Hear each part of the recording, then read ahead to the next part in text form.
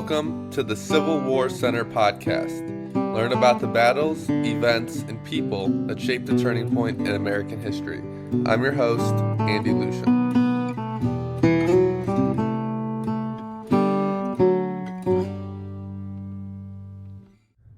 Today we are joined by Dr. Peter Carmichael of Gettysburg College. Dr. Carmichael received his PhD in history from Penn State University. Dr. Carmichael has published several books, including The War for the Common Soldier, The Last Generation, Young Virginians in Peace, War, and Reunion, and Lee's Young Artillerist, William R.J. Pegram. In addition to being an author and a professor, Dr. Carmichael has also worked for the National Park Service, and he was also featured in the PBS documentary on Robert E. Lee. Today, Dr. Carmichael joins the show to talk about his book, his work with the National Park Service, and a variety of other Civil War-related topics. I hope you enjoy this discussion and learn something from Dr. Carmichael. So today we are joined by Dr. Peter Carmichael of Gettysburg College. How are you today, Dr. Carmichael? I'm doing great, man. Thank you so much for having me. Yeah, very excited about this discussion. So we're going to look at your book today, The War for the Common Soldier, talk about PTSD, talk about medicine in the Civil War, talk about courage and cowardice, some of these things. But before we jump into that, well, wait a minute. I mean, I think we got to talk about your shirt. And are those teddy bears? Like, I don't think I could go farther. There's got to be a backstory to this shirt you're wearing. The Dancing Bears. You don't know about the Dancing Bears? I don't know anything about the Dancing Bears. Tell me about the Dancing Bears. I'm what you would consider a Deadhead, I guess. I love the Grateful Dead. So I actually got this year at their concert. That's where I was at for my birthday. So very nice. Yes. Yeah. It doesn't. So how many of the originals are still standing of the dead? About half of them are still. Yeah. John Mayer's in the band now, and I'm a big. That's what I was about ready to say. That I didn't know that Mayer was in it. Does he bring something to the band? Is he pretty? I think he does. That's the point of contention amongst Deadheads. Some of them get angry about it, but I think he's great. So. He's too much of a pretty boy for the Deadheads. I would have thought. He can play though. I tell you. He can play, man. No, I absolutely he can play. There's no doubt about it. Well, good. I got that. I've never seen that. I obviously know something about the Dead. What is it? Is it Fire on the Mountain? Is that a song? Yeah, and when I saw them a few weeks ago, they played that. It was killer. So. Yeah, that might be the only Dead song that I know. I could probably host a music podcast too, because that's the thing I love as much as the Civil War. But so, well, there's something else I want to know. So I want to know about your background. So talking before this, we talked about your background. You served, you worked in the NPS, National Park Service, and tell us a little bit about that, about your background, how you got into the Civil War. Yeah. So I was really fortunate that I had parents who were very supportive of my interest in the war. They took me to Gettysburg when I was 6 or 7, and I got the bug.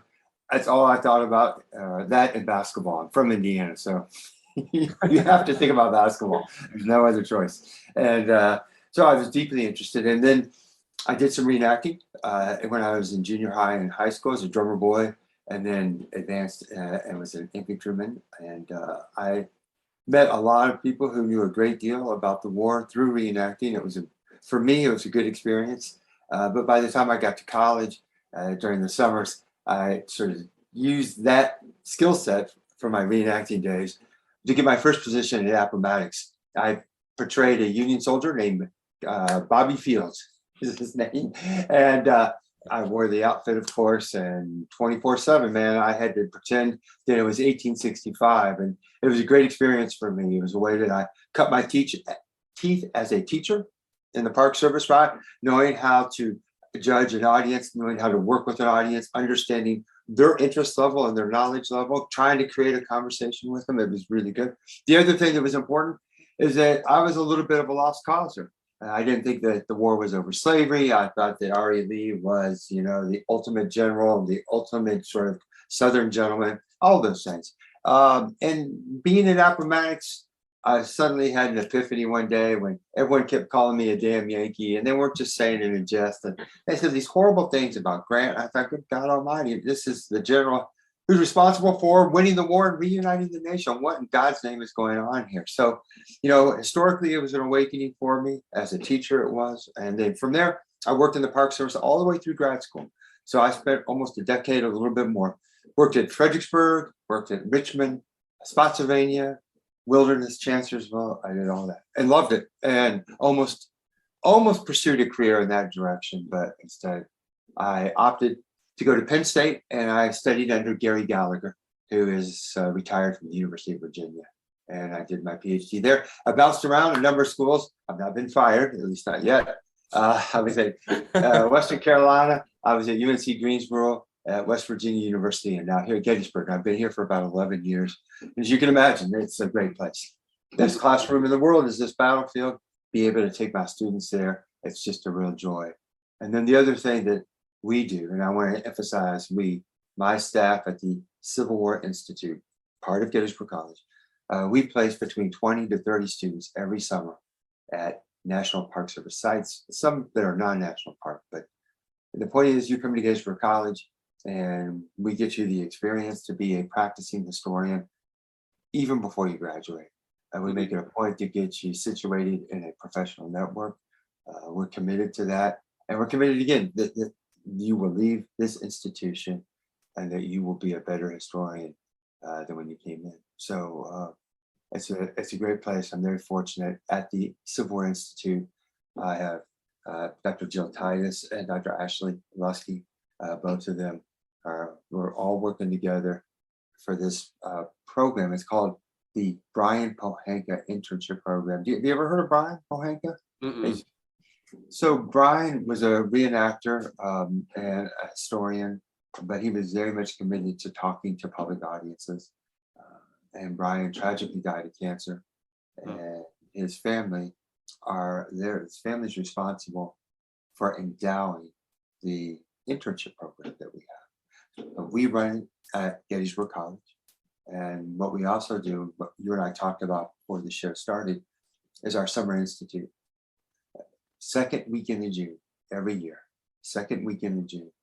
We begin on a Friday with lectures, battlefield tours, discussions. It's fantastic. We get about 250 to 300 people every summer. We have a faculty that is Park Service, that's academics, that's archivists, you name it. We have an incredible assortment. Since we were talking about music, I'll make a very rough analogy. It's a Civil War Woodstock. How's that? It's Civil War Woodstock without the mud, without the nudity, and without the drugs. Without Jimi Hendrix. And without Jimi Hendrix, it's not much of a Woodstock, is it? Well, at any rate, it does bring an eclectic group of people together.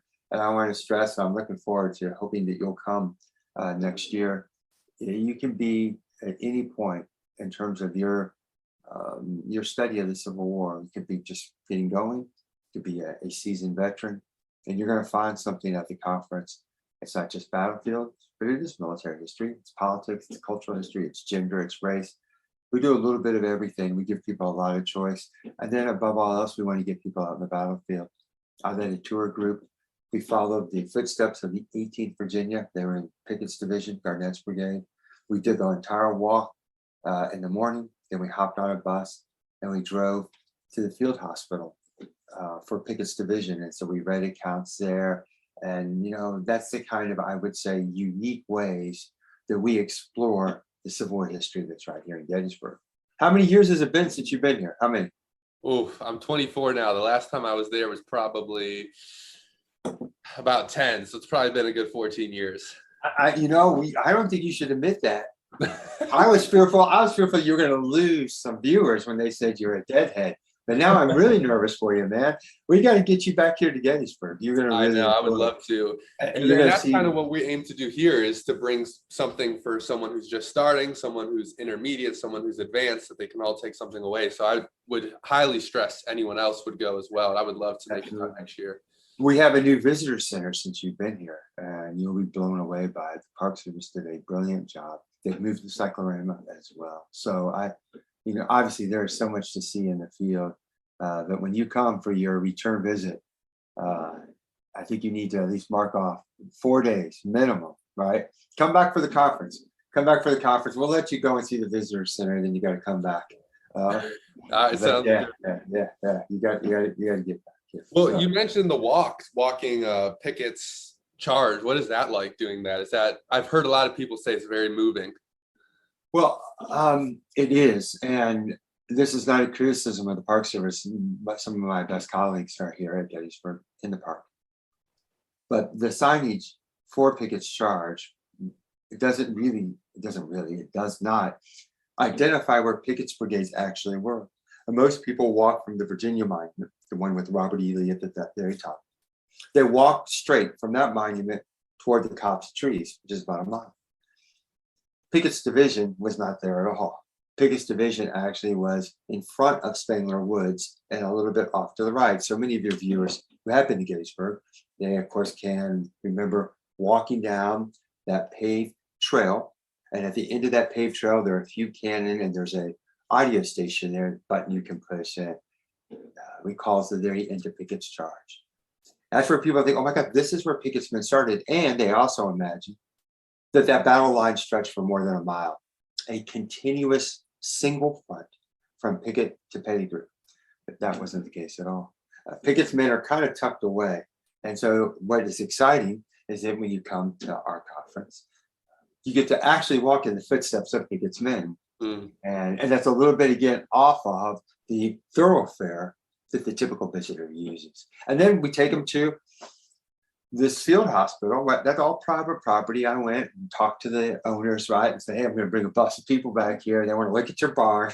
Yeah. He's like, what? I'm like, yeah, no, they want to see your barn, right? And they want to see your outbuildings. There's some historic outbuildings. And I said, and then we're going to walk down the road, and there's the ruins of an old mill. And there were a number of Pickett's men, including Confederate General Kemper, James Kemper, who was wounded, not mortally wounded, who was wounded. He was in that mill for a brief time as well.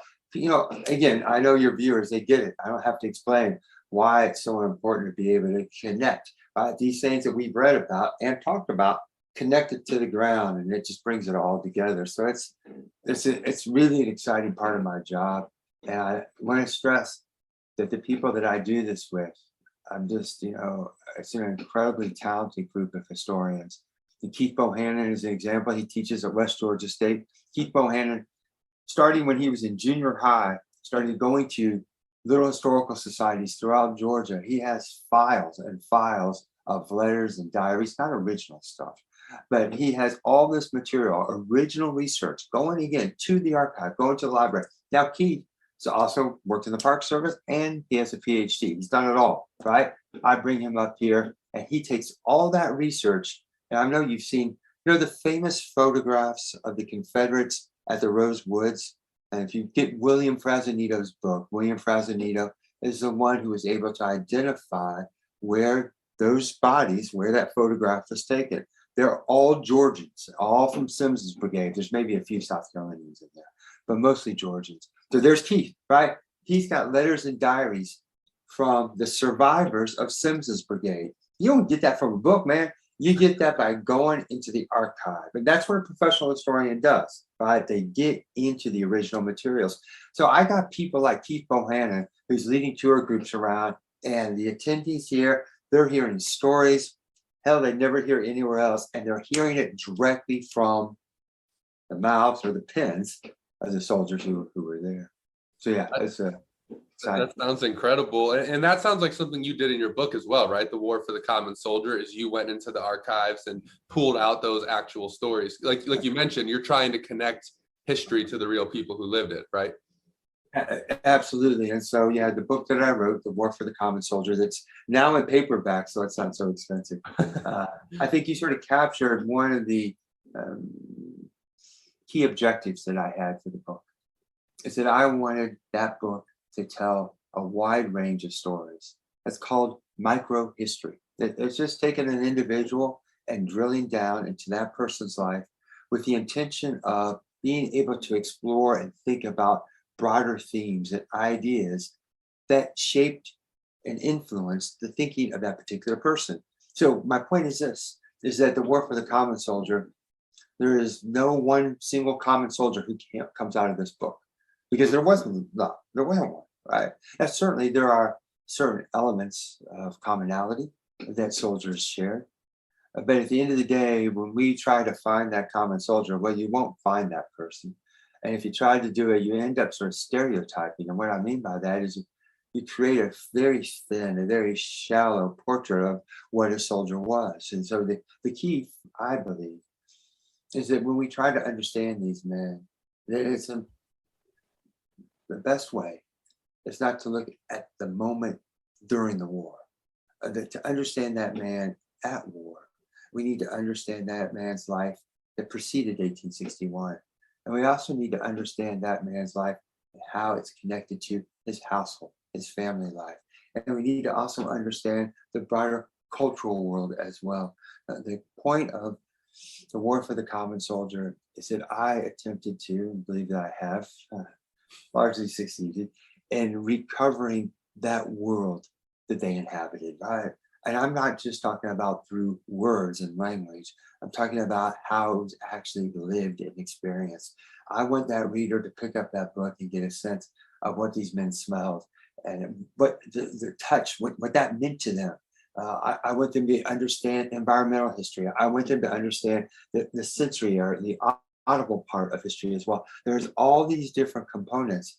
And I don't think that we can get it if we just simply extract words from a letter and then ask the question, well, why did these men fight? That's an important question. And the letters are extraordinarily rich. And they've given us a wide range of diverse and important answers. But I believe that when we hone in on just, again, the words themselves, when we miss a great deal. Yeah, I agree. Well, one thing I really want to ask you, because if we're really digging into the common soldier, and you talked about the conference you guys host, which again, I would implore everyone to go to. I definitely will be making my way out there. Walking Pickett's charge, putting yourself in that soldier's, in their boots, the courage and the cowardice is something you touch on in your book. How did these soldiers get themselves to do this? I mean, you talk a lot about desertion. A lot of people desert, but some of those soldiers do stick around. What in them makes them be able to do these things that are just unbelievable? Right. The unfathomable to us is what possessed a man to charge on July 3rd, knowing that what awaited him was likely, if not death, a very serious injury. I think, again, by focusing just on that moment of July 3rd, we miss a lot. But we must focus on July 3rd. We must focus on the power of comradeship. We need to focus on the power of the physical touch. We know that when those men marched, that they were shoulder to shoulder. You're a reenactor. You can speak to that. It is the touching of that elbow. Now, again, as a quick side note here, the idea that these men at Pickett's Charge and elsewhere, that their tactics were akin to suicide because they had some romantic notions about fighting, that they were still lost in the Napoleonic era. All that is an unfortunate and inaccurate explanation. The weaponry that Civil War soldiers used, weapons that at the very most they could fire 3 times a minute. It demanded that fire be concentrated. You can only concentrate firepower if you're in those long lines called linear formations and you're shoulder to shoulder. There's no other way around it. So that's a critical point. But we have to understand that the tactics and the technology necessitated those kinds of formations, necessitated it. What that keeps us from doing is saying, oh my, look at these men. They were from another era. That's when men were men. I think that those kinds of comments don't get us very far in understanding, again, the technology part. And also, I would note that there's coercion that is extraordinarily important here. Every soldier knew that if he decided to slip away from the ranks, that he risked certainly to be exposed as a coward or a shirker amongst his peers, that reputation would probably follow him back home. That's coercion. That's a powerful force keeping those men together. And there's also the coercion of physical punishment. There's the coercion of public humiliation, which they did to men as well. There's the coercion of financially punishing men, especially if they deserted. They dock their pay. And you dock a man's pay, you put him in a state of near poverty, he ain't going to go anywhere. If you desert, you got to have some money. There's no other way around that.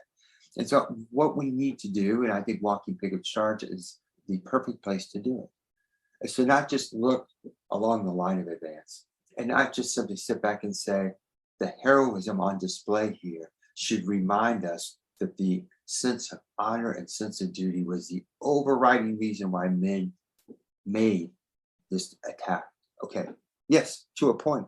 But what I'll do, and if you come back to Gettysburg, and I know you will, I'll ask you to turn around and look behind the lines. And when you look behind the lines, new stories, important stories come to the surface. And we know that it's behind the lines where there were shirkers. We know that it's behind the lines where there were men and officers who were trying to do their best to keep those shirkers back up to the front, right? We know that behind the lines is where there's going to be walking wounded. We know that it's behind the lines on the Confederate side. You would see enslaved people all over the place.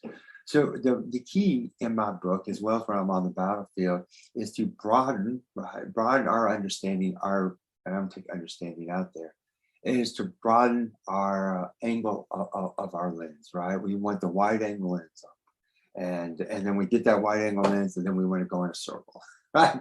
And we want to take in everything we possibly can, because there's the interconnectedness that we have to get to if you truly want to understand the soldier experience, right? The interconnectedness. You go to that battlefield and you need to think about, all right, what were the relationships that these men had with their home community? If you think about the Stonewall Brigade is from the Shenandoah Valley. Shenandoah Valley certainly supplied thousands of men to Confederate armies. But the Shenandoah Valley was also an area that was plagued by dissent on the home front. There's a county in Shenandoah Valley called Rockingham County. There's a Rockingham Rebellion in 1862. And so my point is this. You go to a place like Gettysburg and you think about the Stonewall Brigade, and you think, oh my God, this unit that was heralded in the Army of Northern Virginia. This unit, if you think of them as in terms of their fighting record, what you're missing is that these men were contending with a hell of a lot. And they were contending with a home front that was in turmoil. And that's really the case for all of these men. In fact, I have them right here. We're almost reluctant to suggest this book because it's too damn hard to find now. It's the Letters of Charles Bowen.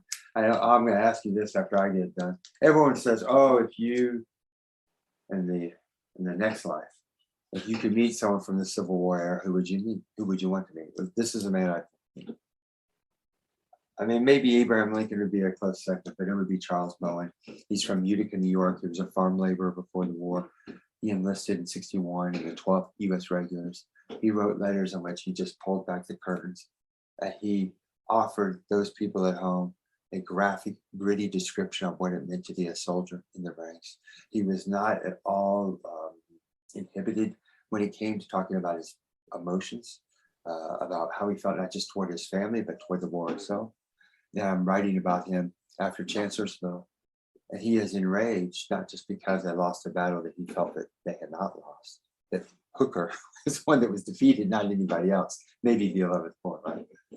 But he was enraged because he had been reading letters published, and not just letters, articles in New York papers, particularly New York City, and the Copperhead movement, the peace Democrat wings, right? These people, they want the war to end immediately. They want the draft to stop. He's reading about this, and he is beside himself.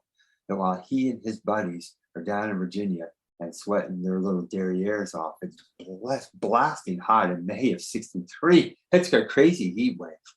And he's miserable, right? And he's now reading about this, and he's beside himself. But he wrote his family, and he said, "Can someone please come down here and tell me what we're fighting for now? Because I'm not really sure anymore." And now this is the same man who stuck it out to 1864. This is the same man after Gettysburg who said that July 4th, 1863, was the greatest July 4th or Independence Day he had ever experienced. He said next year he'd like one that was a little less noisy. I mean, yeah, it was associated with the battle.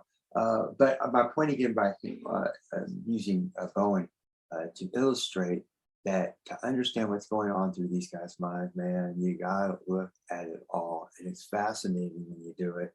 And that's why I enjoy doing the book so much. I'm right now writing a book on Gettysburg because we all know that we need another book on Gettysburg. But my book's different, and that's what everyone always says as well. But my book's different. Well, I think my book is different. In fact, I know it is. My book is going to follow 7 people.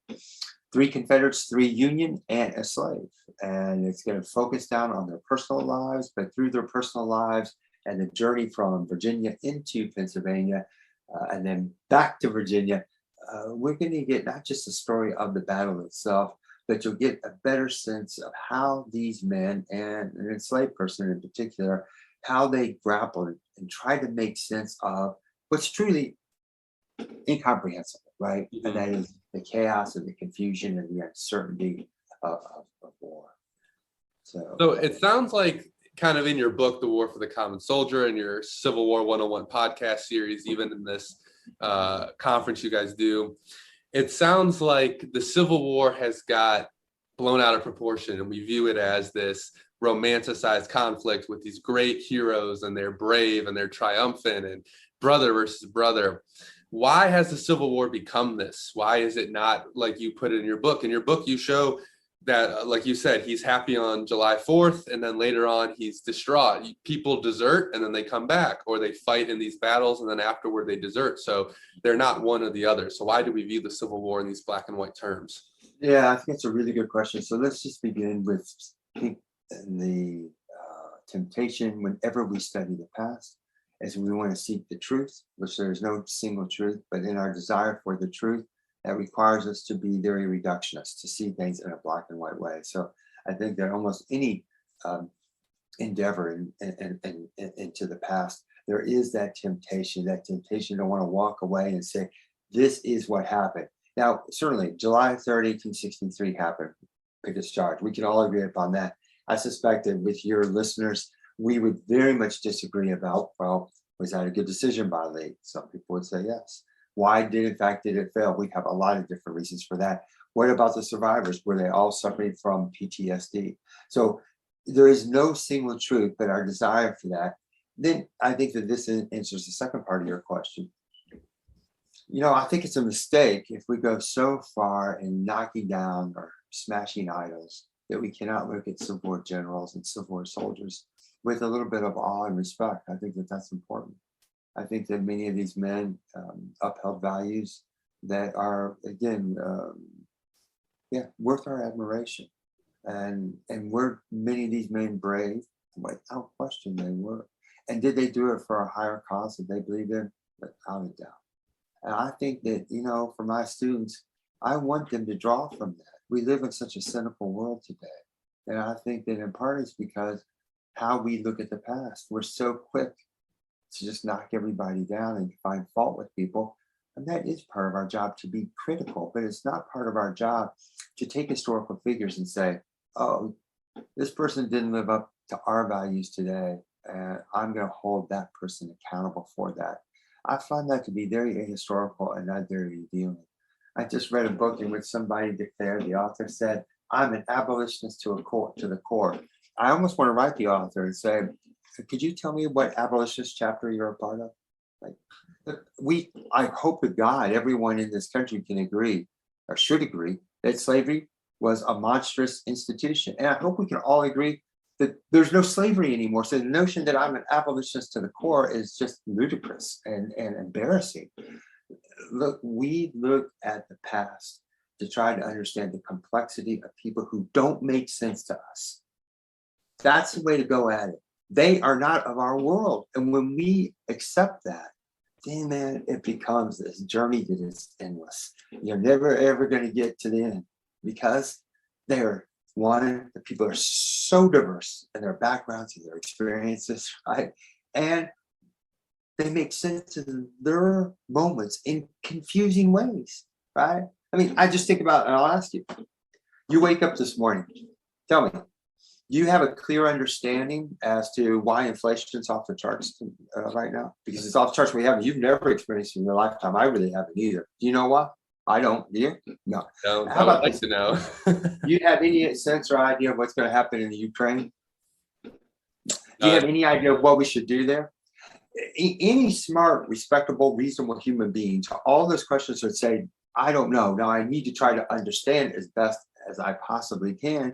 But there comes humility in studying the past. And if you have humility in studying the past, you better have it when you look at current events around you, instead of saying, oh, these problems are so simple there. It's just blank, right? Or just blank. It's not just, some guy was going off about, the oil crisis, and it's all because of what happened in the Ukraine, and that's responsible for inflation. Without a doubt. I said, Tim, I said, well, what about monetary policy? Well, I don't even know what that's about. I said, well, I'm not sure I even know all of it, but I know enough to know that it's part of it, right? And so I guess that's what I would say to your viewers, listeners, right? There's a great responsibility in studying the past, and we should come away with it with a sense of pride, but we should never lose, our sense of being critical, and that above all else, we walk away knowing, man, problems are complex, crazy complex. And when you're in the midst of it, when you're in the maelstrom, as we are now, those three things I mentioned to you, we're in the maelstrom. Man, give people in the past a break. And maybe you'll give people around here a little bit more empathy and understanding as well, right? Things are unfolding in ways that during the Civil War soldiers time and time again said, oh my God, we can't trust any information. We don't know what to believe in the newspapers. Rumor surrounds us on everything. There is no certainty, right? And I think that was one of the things that really came to the forefront in doing that book, because there was a destabilization of knowledge. Almost nothing could be trusted. Even, oh wait, there is a God, there is providence. Everyone believes that. For the most part, everyone believed that in 1861, right? God intervenes on behalf of his people. All right, you go through that first battle, guy to your left, the guy to your right gets killed, and you're still standing, and you're thinking, why? Right? There's a certain puzzlement to that, and you got to sort of work through that. And they didn't necessarily work through it entirely, in a consistent way, but they're confused. I'll give you very quickly a soldier, and then I'm sure you have another question here. A guy named Henry Owen, who is in this new book that I'm writing. He's not in the war for the common soldier. Henry Owen was in Garnett's brigade, biggest division. Henry Owen, in December of 63, had received a letter from his wife. I've not read that letter, but it's clear from Henry's response that his wife was disgruntled and wanted him to get out of the army and to come home.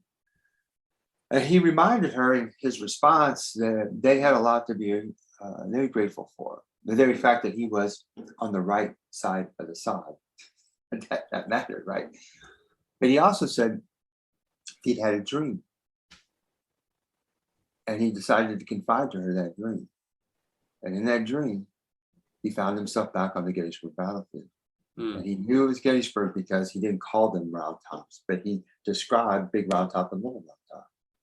And he said the sky was black from all the cannon firing, bullets were flying in all directions, men were falling, they began their advance. And he knew he was right back in the thick of it. But what was in front of him? It was almost like a thin cloud. Whenever he tried to move, it followed him. No one else had it in front of them, and no one else knew it was in front of him. And wherever he moved, it was in front of him. He could not escape it. And at the very end of the battle, after his regiment had been, again, annihilated, I think it lost close to 80%, somewhere in that range. This sort of cloud spoke to him and said, I am your guardian angel. I protected you in all these battles, and I will continue to do so. And then Henry Owen wrote at the end of this letter to his wife that he woke up crying. It's powerful, right? Powerful. And should again remind us of how these men came to terms with what you and I would say. They didn't have the trauma. They certainly didn't have PTSD. And the war for the common soldier as here. These men, again, because they came from a different world in which killing was understood in a very different way than now. They were able, again, to make sense of it and to live with it and to continue to soldier on. And in part because, again, there was a cause and comrades that were worth fighting for. So it sounds like that home front, having the people next to you, having your camaraderie, and then having that providence is kind of what drove these soldiers. Is that correct? Yeah, I mean, many of them did, not all of them. This Bowen guy, I mean, Bowen was not particularly religious. There are only maybe one or two times that he sort of made a reference to providence, but he had just seen so much And I think what he drew incredible satisfaction from was that in the Army, one, he was getting a degree of, I don't want to call it professional success, but certainly getting a recognition that eluded him before the war when he was just a farm laborer. And that was one thing that kept him going. He believed very much in the cause of the Union. He ultimately came to believe in emancipation, although he was not an abolitionist. So each man, has his own story. There's a guy who's in the war for the common soldier named Charles Biddlecombe. I think I might have a book right here.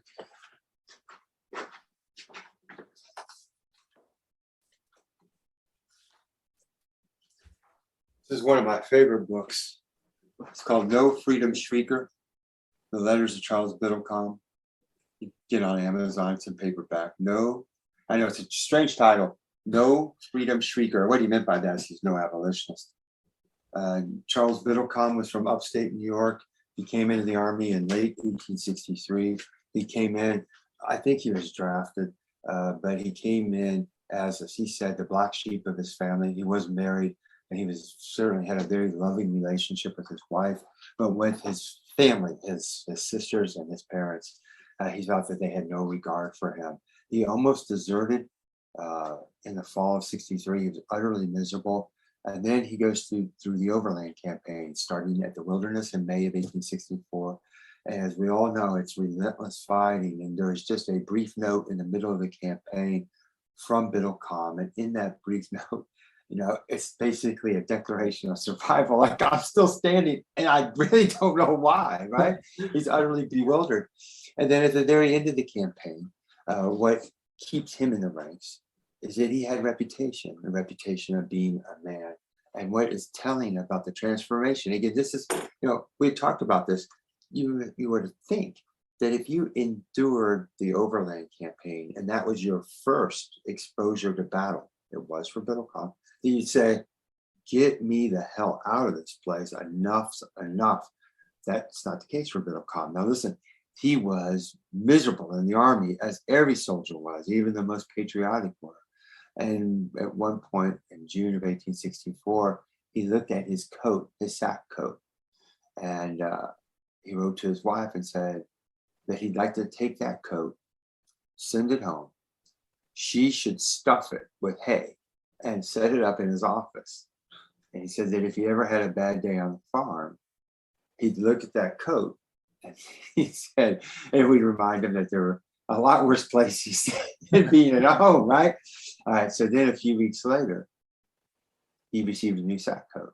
He had to get rid of that old coat, the coat that he wanted to use as a punching bag. And that old coat became a sacred relic. He wrote to his wife that coat had the soil of the Wilderness, Spotsylvania, North Anna, Totopotomoy Creek. He said it had the blood of fallen comrades. He said he didn't think there was a garment that he had ever owned in which he took more pride in. Again, there's a contradiction. And that's, again, I think my point, and maybe you have some more observations or questions yourself about combat and what it did to men. And if we have to generalize, then of course we need to.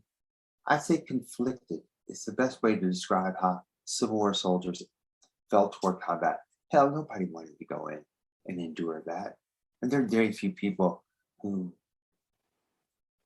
found true joy under fire. There are very few. But there were plenty of men who, in the moment, were caught in the spectacle of battle, especially British Charge, Union soldiers. Look, they're not writing out of a respect that these are our fellow Americans that we're about to slaughter. It's not what they wrote. They were in awe of the discipline that was on display at British Charge, right? Because it was that military discipline, that professionalism that the Union soldiers, they could come to respect and admire because they were veterans themselves, right? They were veterans themselves. So, this awe or respect that they had for the enemy, it can get twisted and perverted in a way. But soldiers on both sides, but Bowen, for example, after enduring the Overland Campaign, his regiment had suffered horribly. He wrote about them leaving Spotsylvania County. They're coming out of the thick woods of the Wilderness. And he wrote about, in a very dramatic way, that the men's uniforms were in tatters. Many didn't have shoes. They hadn't bathed for God knows how long. They were filthy. Of course, they had lice on their bodies. And he said, to hear these men marching in unison, right? Their feet thudding into that sandy Virginia soil, and that they're all singing together. He said that was a powerful moment, right? That he felt that he was part of something greater, because in fact, he was part of something greater. So conflicted, that's a nice way, at least from my perspective, to be able to capture the complexity of how soldiers felt about these things. Well, it sounds like after, this conversation, kind of wrapping it up, that when we remember that they're people, right? When we take a look at the individual soldiers, whether it's a common soldier, like your book talks about, or if we look at the upper brass, where we're talking about Grant, Lee, whatever it is, remembering that they're people, that they're complex, that they make mistakes. Is that correct? Right. Absolutely. And I'll say, let's pull it off here. I'd say that when we say that they're people, here's even another way to even be more precise about that, because I think you're onto something that's very important. They have private and personal lives, and their letters, not all of them, but many of them, crack open that inner world. And if you want to understand their public acts, if you want to understand or appreciate why they said why they were fighting, you have to connect it to those private lives. And when you connect it to the private lives, then they become, just as what you said, more human. Here's a book that I really recommend to your audience, called Private Confederacies by James Broomall. It looks at Southern soldiers from pre-war years through the war into the post-war period. He'd be a great guy to have on your show as well. But he did just a brilliant job of exploring the emotional life of Civil War soldiers. And then here's a copy of my book as well. Like I said, it's in paperback. Yeah, I think that, both my book and Jim's book builds upon a really rich, very rich tradition of writing on the common soldier, beginning with Bell Wiley's book, Life of Johnny Reb and Billy Yank. If you've not read that, that's a book, especially if you do any reenacting at all. That's just an absolute must, is to go with Bell Wiley, Life of Johnny Reb, Life of Billy Yank. It's a really, really good. Both are very, very good books. And then Josh Billings, have you ever read Hardtack and Coffee? I haven't. I actually just got it the other day, but I haven't read it yet. It's an absolute, again, it's a must. And then the final thing for your audiences here, this is breaking a little bit from the common soldier, is the single most important account from Lee's army from a participant. It's called Fighting for the Confederacy. Edward Porter Alexander was not in charge of the entire bombardment, but he had a significant number of guns that was under his purview. Alexander from Georgia, after the war, wrote a private memoir just for his family. He had no intention of publishing it. And of course, it's that reason that his memoir is frank and open and honest, revealing in ways that you just don't see in many other memoirs. And these Gettysburg chapters alone, especially, I keep pushing you to come back here. The Adams County Chamber of Commerce, that requires me to do that. I am pushing you, pressing you to come back to Gettysburg to visit. And when you do, this is a book you're going to want to read. There's 3 chapters on Gettysburg, I believe, maybe just 2, but they are indispensable. And they're indispensable because what they offer the reader is they offer you a survey of military operations with some altitude. It doesn't get down into the weeds and too detailed. So he does that brilliantly. And Alexander offers these just priceless anecdotes. He describes Robert E. Lee getting angry. I didn't think he got angry. Yeah. Describes Lee getting angry. I mean, he's got this great stuff, and he's super smart. Alexander is. And so he's balanced, he's fair. He's a defender of Longstreet, but again, he admits or acknowledges some of Longstreet's faults. So Fighting for the Confederacy, I can't say enough about this book, and it is in paper as well. So it's a book that's within reach. Like I said, I really hope you all, and I'll say to your audience as well, that they'll come to the Civil War Institute.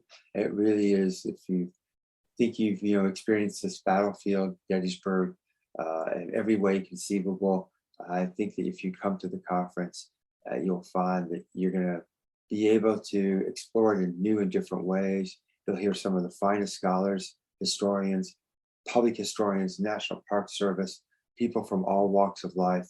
It's a very friendly, warm group, and it's not stuffy at all. So again, and if you're a teacher out there, then we do have a teacher scholarship program as well. We'd love to have you here. Yeah, I'll make sure to share that with everybody. Is there a way that anyone can reach out if they have questions or would like to know more? Yeah, absolutely. I mean, can I type my email on this, or would that not even show up? I'm happy to type my Yeah, email. I don't know if it'll show up. I can always share it as well. Sure. So you can just send me an email at pcarmich@gettysburg.edu. So pcarmich, stops at th, at gettysburg.edu. You can also just look up Civil War Institute, but you got to put Gettysburg College. Civil War Institute at Gettysburg College, and you'll see that we do a wide range of things, including the conference. And so we are, if you're a member of a roundtable, you get a significant discount as well. There's a lot of discounts. We want this, Gettysburg College wants this to be an affordable experience. We do our conference Friday, Saturday, Sunday, Monday, Tuesday. Your lodging at Gettysburg College dorms, your meals, your tours, your talks, all of that is a little over $1,000. And for most people, it's under $1,000 because they find a way to get a discount. There's no way you can find all of that package. Hell, you can't find a hotel room for 4 nights for under $1,000, right? So we really purposely make it affordable because we want people to be able to come and to enjoy this place. I mean, our mission is an educational mission. So yeah, I think we live up to that in our price point as well.